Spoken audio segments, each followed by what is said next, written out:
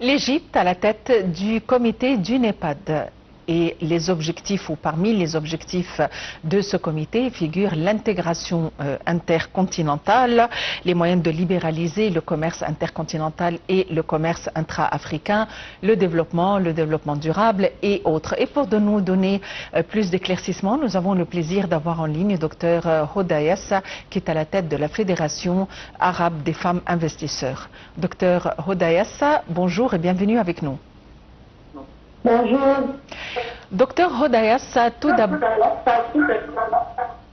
Pardon? Pardon?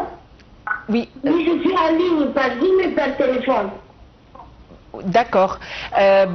C'est un plaisir pour nous, docteur Hoda Yassa. Donc, docteur Hoda Yassa, l'Égypte qui est à la tête du comité du NEPAD. Tout d'abord, quels sont les objectifs du comité du NEPAD pour la période actuelle concernant les échanges intercontinentaux, l'échange interafricain?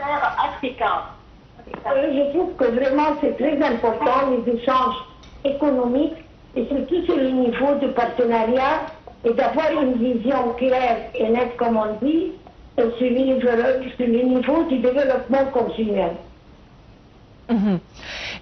À votre avis, quel est l'avantage d'assurer la présidence tournante à l'heure actuelle, la présence de l'Égypte à la tête du comité? C'est-à-dire quel serait l'impact ou dans quelle mesure l'Égypte pourrait profiter de sa présence à la tête du comité?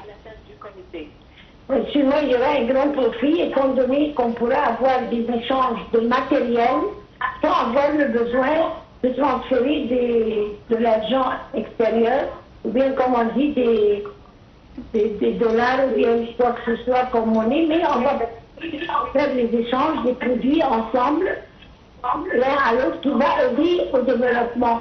On a des pays dans le monde africain qui sont très riches en matériel, d'autres qui sont riches en expérience, et d'autres qui ont des avantages offerts pour l'investissement extérieur, pour assurer les investissements. Alors à ce moment-là, si tous les trois points, on les met même dans la main, sur le niveau officiel, gouvernemental, NGO comme on dit, les sans profit, les associations qui n'ont pas de profit comme on dit, et le secteur privé. Si vraiment nous les trois, on pourra vraiment mettre même dans la main et travailler sur ce niveau sans avoir le besoin de la monnaie étrangère et qu'on puisse faire ce travail par échange de matériel et d'expérience, vraiment ça fait un grand développement continu. Économique sûrement. Oui, docteur Hoda Yassa, la femme joue un rôle crucial dans l'économie. Dans quelle mesure la femme réussit à l'heure actuelle à se battre, la femme africaine? Dans quelle mesure on peut dire qu'elle réussit à se battre et à surmonter les défis qui s'y posent de manière à ce qu'elle puisse aller de l'avant en tant que femme investisseur ou femme entrepreneur? Je pense que la femme en général, elle a l'œil de détail. La femme voit les petits détails et les grandes différences. D'une façon peut-être très précise.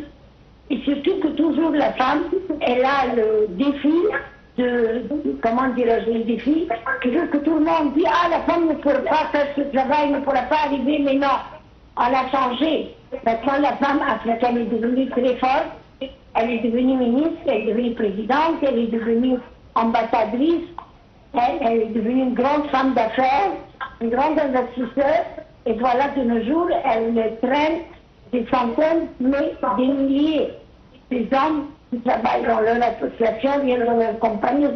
Non, les femmes ont un très grand rôle, et surtout que la femme travaille sur le niveau économique avec beaucoup de vision politique. Docteur Hoda Yassa, tout d'abord, je vous prie de nous écouter loin du poste télévisé, si vous le permettez, parce qu'il y a des échos. Si vous pouvez vous éloigner de votre poste télévisé. Ça veut dire, ok, je peux le faire. Ok, fini le... Oui, parce qu'il y a des échos, s'il vous plaît. D'accord, moi aussi je n'entends pas très bien, d'accord. Oui, merci de vous éloigner du poste télévisé. D'accord, maintenant c'est mieux? Oui, c'est beaucoup mieux. Alors, rebonjour, docteur Hodayassa, parce qu'on avait du mal à vous écouter. Alors, il y a quelque temps, le chef de l'État a bien voulu ériger un pont de coopération et d'entente entre les pays africains et les pays arabes, que ce soit au niveau de la jeunesse ou au niveau des entrepreneurs et des leaders. Dans quelle mesure ce pont est toujours érigé et dans quelle mesure on a réussi à réaliser quand même des échanges au niveau des investissements et du commerce entre les deux entités africaines et arabes? Je vois que c'est très clair et annoncé. Toutes les visites que notre président Abdel Fattah el-Sisi a fait durant tous ses voyages précédents et toutes ces rencontres importantes avec les pays africains et les pays arabes, là il a réussi de gagner tout le respect et de changer même leur façon de voir pour tous les problèmes là où passe l'Afrique. Et comment mettre même dans la main avec les Arabes, les pays arabes, pour pouvoir surmonter les problèmes que malheureusement on acquérit comme Africains. Et maintenant on travaille ensemble avec les pays africains sous les auspices du président Abdel Fattah el-Sisi pour travailler ensemble pour créer un réel réseau de développement économique continu, sans avoir besoin de monnaies étrangères. Docteur Hodayassa, vous êtes à la tête de la Fédération arabe des femmes investisseurs. Merci infiniment d'avoir été avec nous aujourd'hui. Donc, effectivement, l'Égypte, en tant que pays africain et pays arabe, a le rôle et la responsabilité tout d'abord de s'intégrer et d'aider les autres pays à s'intégrer au niveau continental et intercontinental, a le rôle et l'obligation de favoriser cet échange et d'être le portail de l'échange entre les deux quantités importantes, arabes et africaines. Sur ce, nous parvenons au terme de notre édition de Bonjour l'Égypte. Merci de l'avoir suivi. Merci à toute l'équipe de rédaction, à la rédactrice en chef Shamsi Nemi et à toute l'équipe de production et de réalisation. Merci et à la prochaine.